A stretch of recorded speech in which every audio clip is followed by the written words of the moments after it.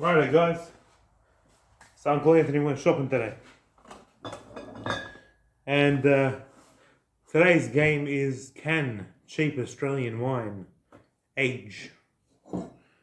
I hear all this crap about even cheap Bordeaux being age worthy, and I want to test it out against some of Australia's big icon wineries. In particular, I got Pepperjack here. Beautiful, beautiful Pepperjack 2012 Barossa Cabernet Sauvignon. Okay, retail, that's usually about $22, $23, $25. You're paying more than 25, you're getting ripped off, son. Next up, a bit of Wins, Coonawarra Estate, Coonawarra Shiraz 2012. Okay, these are the introduction wines of the Wins Estate. Now, Wins is one of the big Australian wineries. It's up there with Penfolds. So, more likely than not, you've heard of it. But these are the introductory items. Usually, you can tell by the labeling. One has a grey label, one has a red sash, such as this one. And this one here is a 2011 Cabernet Shiraz Merlot, which is a Bordeaux blend. That is also from Coonawarra, so I'm very excited about that, considering that Coonawarra is considered a little Bordeaux here in Australia. INGULBY, mclarenvale Vintage 2012, Cabernet Shiraz Merlot, another Bordeaux blend, again from one of my personal favourite areas, the Margaret River. Oh mate, actually not, mclarenvale, more famous for its Shiraz. Let's see what they got. Okay, last but not least, one I'm very excited about, 2012 Coonawarra Black Label Wins.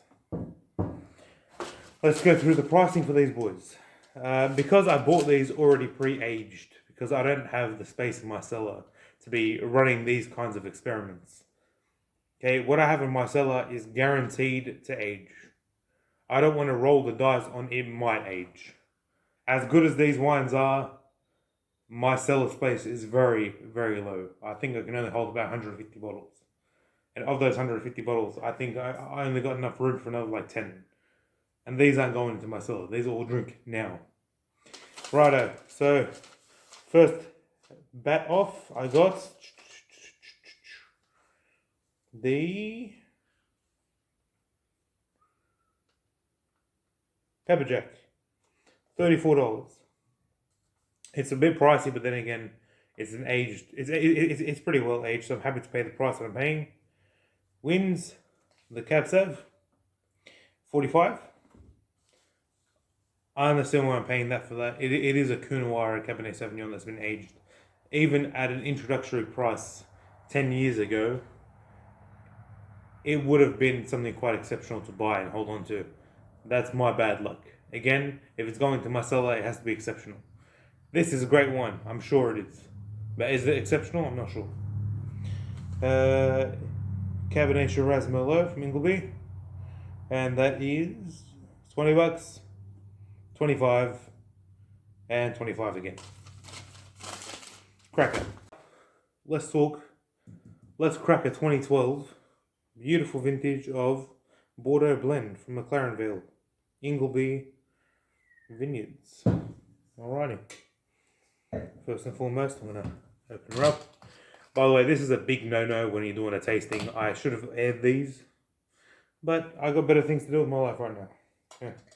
I'm going to pour just a smidge in my glass, give her a swirl, and get any soap and crap out of the glass. Make sure that it's going to be 100% an honest tasting. Allow the wine to talk for itself. It has a beautiful nose on it already. I haven't even put my nose to it. Here we go. Now, let's put it in it. Let's inspect the colour. We're looking at this gorgeous, gorgeous, gorgeous rim of ruby around the edge, showing its age. Delightful nose. Absolutely delightful nose. There's nothing wrong with it. So it doesn't have any off smells. I know it's not corked. I'm just trying to come to appreciate what's in it though. It's very well balanced. The note, there's nothing sharp on the nose. There's no acidity, nothing. But I can't identify much. I get the smell of roasting meat for some weird reason. And like not even the sharp tang of alcohol, almost like a smooth, I don't know, smooth lightness. The only way I can explain it is, have you ever smelt, gone to go get Fro and got like the berry frozen yogurt where it has a creamy smell of berries? Kind of like that for some weird reason. It's not unpleasant, it's quite lovely, but I've never ever identified that inside of wine before, really. Where it's got cream and berries. And yeah, you can get that beautiful oak on there. But it's done very elegantly. It's not like in your face too much. I'll be honest with you, I've had this before at a much younger age, and that oak was a huge off-putter for me. It just tasted foul.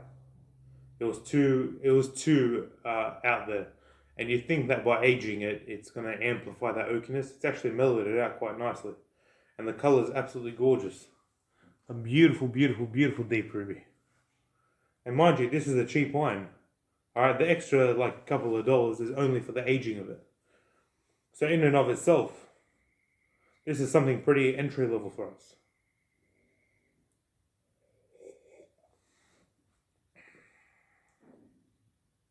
Okay. Okay. It's not bad. It's good table wine. Like, there's a reason that they're putting it on sale. It's reaching the end of its freshness. Yeah, the length of its freshness is not really there anymore. It's not dominating. Alright, the tannins have almost like whittled away. This is an old man. Okay?